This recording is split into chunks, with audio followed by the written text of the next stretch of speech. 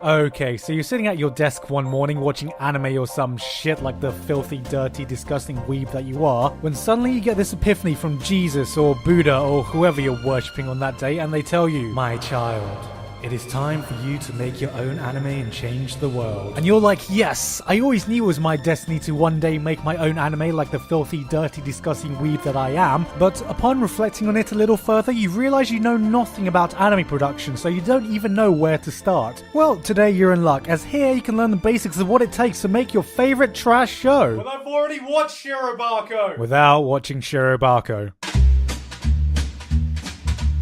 Well, the first obvious step is to be Japanese. Because there's not an anime if you're white, alright? You're done, mate. Get over it. Alright, so you've hit the jackpot and you have some kind of Japanese heritage in you. Congratulations, you can now start pre-production. Now, assuming you don't have a spare few $1 million just lying around the house and Uncle Derek isn't going to lend you the odd 100 to 300k to fund your new business venture in Asian cartoon lands, because that's like at least 10,000 trips to Nando's, and who would want to sacrifice the spicy, succulent taste of Nando's chicken for this crap?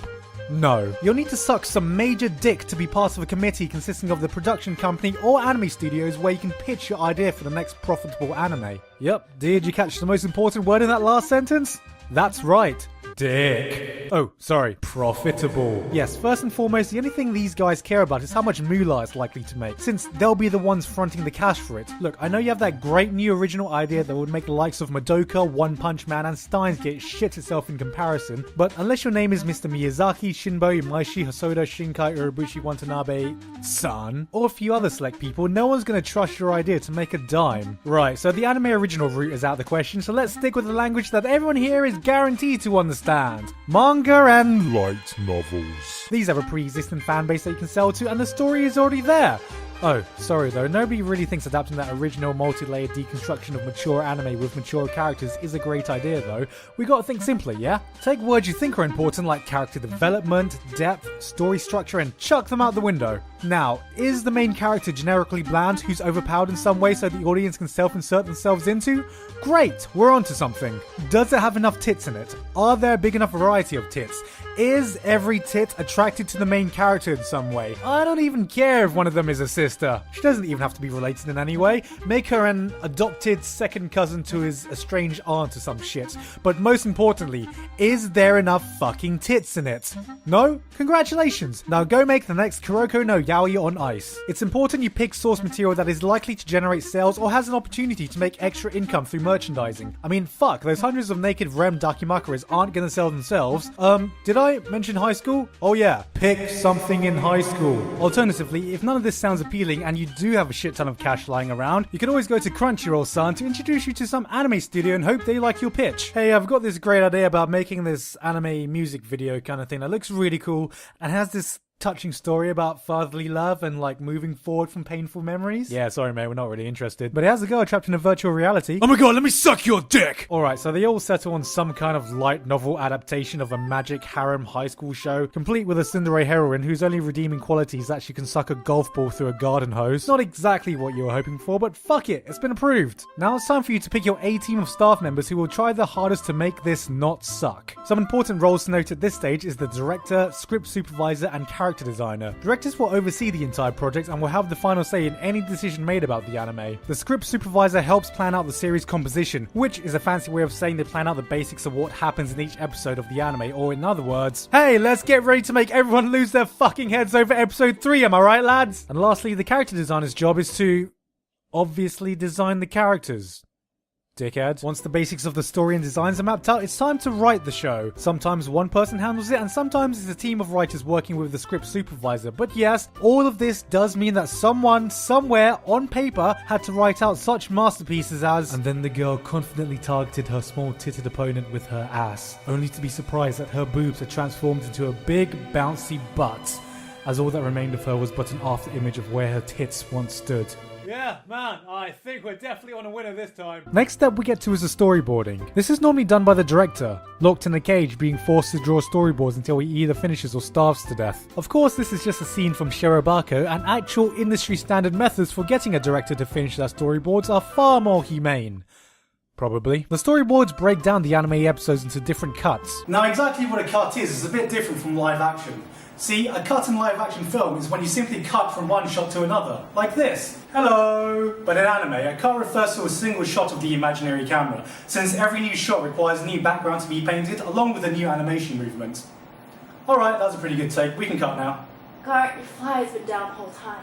The fly's been what? From the storyboards, the layout of each cut can be created. A layout, in simple terms, is a more detailed blueprint than the storyboards, giving the positioning of the cell and the background art that will be needed for each cut. Once that's done, we can move to the biggest part of anime. The anime. God, just fucking kill yourself right now. Based on the storyboard, key animators are given a certain number of cuts where they have to draw the essential frames and distinct position that goes into animating a certain scene. Essentially, they're in charge of the basic structure of animation, and around 20 key animators given different parts can be working on a single episode of anime at a time. Key animators are kinda like the lead guitarists of the animation world, as although the key animators have to follow the movement structure presented in the storyboard, they are given creative freedom in how to express that movement, and some animators have been able to make a name for themselves by instilling their own distinctive style into a scene, essentially stealing the show with bits of really cool segments of animation. This has led to a subset of Japanese animation called Sakuga, and without getting into the nitty-gritty of what Sakuga actually is, as that's a whole other video entirely, suffice to say Sakuga is the animation equivalent to that 15-minute felsmating guitar solo Bobby brought out that one time that made all the chicks sweat and everyone else forget about the rest of the set you played that night. But if you really want to get noticed as an animator, you know the only piece of animation you need to choose. To make sure the 20 Bobbies you hide aren't going fucking mental and share some consistency between their cuts, it's the animation director's job to check that that is the case and make any corrections if need be. This is a pretty important role that requires a lot of experience, because for the last fucking time, Bobby, there are character sheets for a reason. I get you want to express yourself, but you can't cover Stairway to Heaven with a guitar solo from Pink Floyd, and you can't animate this fucking anime if your characters look like a bloody horse. Once the keyframes are done, they are then sent off to the in-betweeners, the bass guitarists of the anime world. I'm sorry, bass guitarist. The in-betweeners do the grunt work and fill in the gaps between each frame to make everything look silky smooth. Or not, apparently. They're given instructions from the key animators for how many frames they need in between. And because of the extent of the grunt work required, a lot of the times this job is outsourced to Korea, China, or Vietnam. Wait, are you trying to tell me that anime isn't completely animated in Japan? That's right, all this time you thought you were watching Japanese anime, but it was Chanime this entire time! I didn't even know what was real anime. Yeah, that definitely sounds Japanese. Hey man, Avatar was animated in Korea, so does that mean it's anime too? This guy's definitely not white. Jokes aside though, the in-betweening is normally outsourced to save costs, and saving costs is something anime studios do really well, and they do this using this really new innovative business strategy called paying your animators fuck all. Like, almost fuck all. Now, you may be thinking that this sounds like extortion and borderline slave labor, but you know,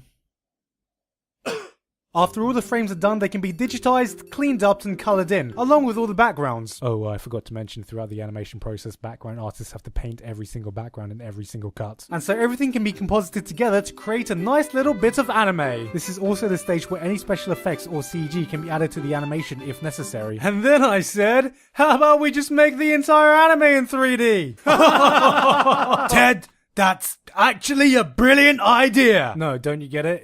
It was a joke. I was making a joke. It's no joke how great that idea was. Guys, it was a joke! A fucking joke! We're not actually doing this! And once all that is done, all you'll need to do is add all the sound effects, background music, and of course we can't forget the all-important A-list voice acting you'll need to finish things off. Alright, just get ready to record after the beat, okay? Ready?